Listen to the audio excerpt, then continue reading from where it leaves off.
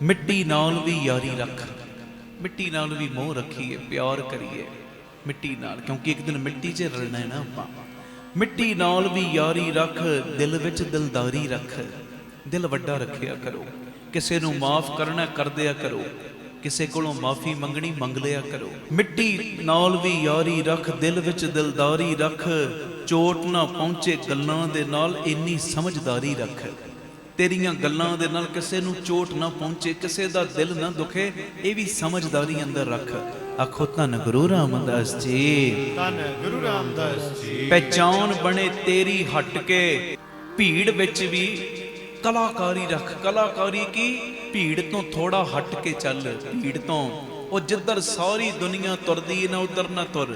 सारी दुनिया जा रही है, कोई किसे नूं पूजदा, कोई किसे नूं पूजदा है, कोई जोशियां कोल जांदा है, कोई धागे तवीतां वालियां कोल जांदा है, कोई किसे कोल जा रहा, कोई किसे नूं हथ विखा रहा। नहीं भाई, असी ते बस भीड़ तो हट के चलना है। भीड़ तो हट के की है, अपने मालिक दे नाल जिहड़ी यारी लाई है, बस इहो ही अरदासां करनियां। दातिया मन करके बचना करके कर्मा करके ये यारी मेरी किते टुट न जावे। आखो धन गुरु रामदास जी, धन गुरु रामदास। पहचान होवे तेरी हट के, भीड़ विच भी कलाकारी रख। पल भर दा ए जोश जवानी दा, बुढ़ापे दी भी तैयारी रख। जवानी का भी गुमान न कर, मैं जवान हाँ बस जो मर्जी कर सकता। नहीं भाई, बुढ़ापे की भी तैयारी रख। दिन ते पैर, पैर ते घड़ियां, आव घटै तन छीजै।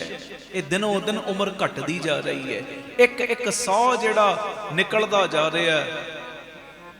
जिन्ने स्वास तेनू मिले ने दिनों दिन घटते जा रहे ने, बुढ़ापे की भी तैयारी रख। आखो धन गुरु रामदास जी।